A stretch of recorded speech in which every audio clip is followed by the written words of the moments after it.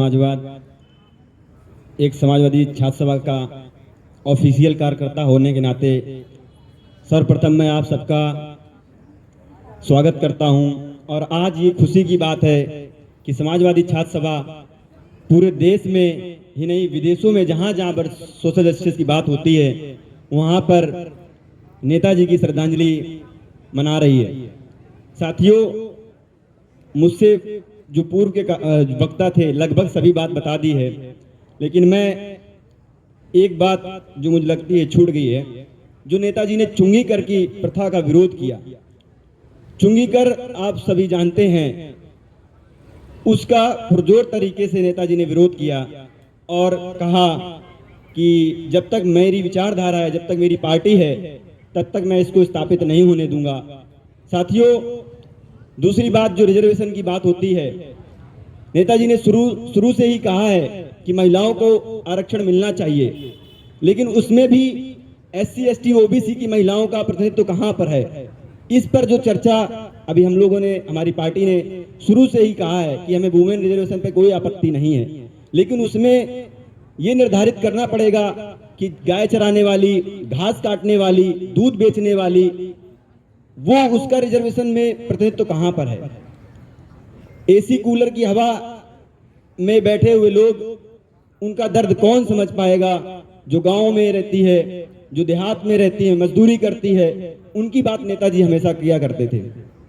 नेताजी ने, मुझसे पूर्व के एक वक्ता ने बताया कि सेना में जो जवान शहीद हो जाया करते थे, उनका सब उनके पैतृक गांव या पैतृक आवास में नहीं पहुंच पाता था। आज की व्यवस्था आपने देखी है। मैं गांव से आता हूं। आपने जब पहले शाम का वक्त हुआ करता था या सुबह का वक्त हुआ करता था, गांव की सड़कों में, टूटी हुई पगडंडियों में वहां के नौजवान दौड़ा करते थे।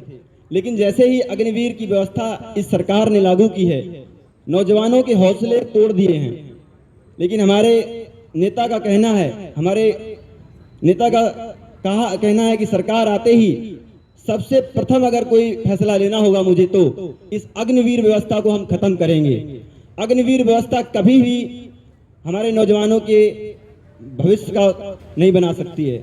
दूसरी बात है कि आपने देखा है कि नेताजी का संघर्ष एक गांव मैनपुरी में सैफई इटापा के पास गांव पड़ता है।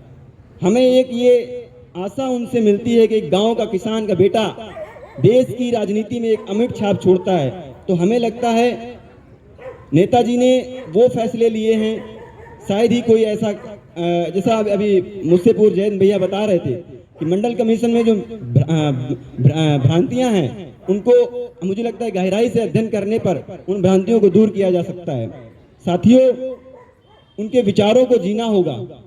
उन्होंने हमेशा महिलाओं, छात्रों, नौजवानों की बात कही है। और एक बार सैफई में होली महोत्सव हो रहा था, नेताजी ने कहा था कि समाजवादी पार्टी नौजवानों की पार्टी है, यह पार्टी कभी बूढ़ी नहीं होगी। मुझे भरोसा है कि इस पार्टी में नौजवान जितने हैं, मुझे लगता है शायद ही किसी पार्टी में इतने नौजवान हैं। उत्तर प्रदेश में आपने देखा, मध्य प्रदेश में हमारे नेता का संघर्ष देखा। जीते ना जीते वो अलग बात है, लेकिन हम संघर्ष कर रहे हैं। जैसा कि लोहिया ने कहा था कि अगर सड़कें सूनी हो जाएंगी तो संसद आवारा हो जाएगी। तो हम उन्हीं को मानने वाले लोग हैं, लोहिया के विचारों पर चलने वाले लोग हैं। और नेताजी की जो राजनीतिक पाठशाला थी वो किसी को समझ में नहीं आती थी। जब बाबरी मस्जिद का जिक्र होता है तो उन्होंने बहुजन नायक मान्यवर कांसीराम से भी उन्होंने हाथ मिलाया और कहते हैं कि मिले मुलायम कांसीराम, बाकी आप जानते ही हैं क्या है। ठीक है, तो मुझे लगता है कि हम लोग उनके आदर्शों और विचारों को माने। समाजवादी पार्टी हमेशा मजलूमों की बात करती है। कुछ लोग ये उस पर आक्षेप करते हैं कि यादवों और मुस्लिमों की पार्टी है। मैं आपको बताना चाहता हूं, आराधना ने जैसा बताया कि फूलन देवी को अगर संसद कोई पहुंचा सकता है तो वो माननीय नेताजी थे। उन पे इतने आरोप प्रत्यारोप लगाए गए, लेकिन नेताजी ने हमेशा पिछड़ों, दलितों और सामाजिक न्याय को मानने वाले लोगों को आगे पहुंचाया है। इसी क्रम में मैं आप सबसे ये कहना चाहूंगा कि हमारी पार्टी और हमारे विचार सोशल जस्टिस के लिए हम किसी प्रकार का समझौता नहीं करेंगे।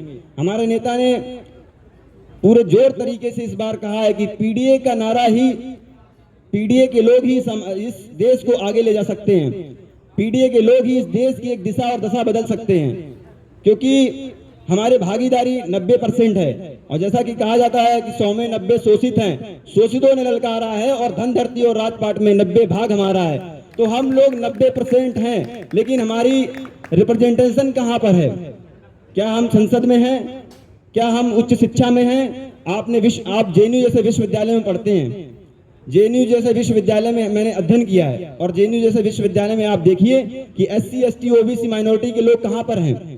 केंद्रीय विश्वविद्यालय में चले जाइए, क्योंकि मैं संस्कृत का विद्यार्थी हूं, मैंने देखा है, और मैं बहुत, मेरे से ज्यादा कौन समझ सकता है कि एक ऐसी भाषा जिसमें सिर्फ और सिर्फ अपर क्लास के लोग हैं, हमें कोई उससे नफरत नहीं है, लेकिन जो लोग SC ST OBC के लोग हैं उनके साथ क्यों भेदभाव होता है, इस सोच के खिलाफ हम लोग हैं। इस सोच के खिलाफ जब तक नहीं होंगे तब तक हमारा रिप्रेजेंटेशन कहीं नहीं हो पाएगा।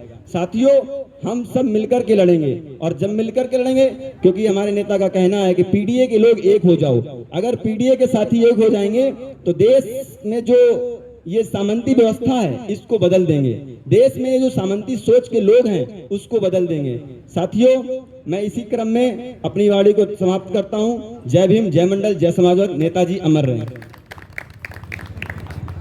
शुक्रिया।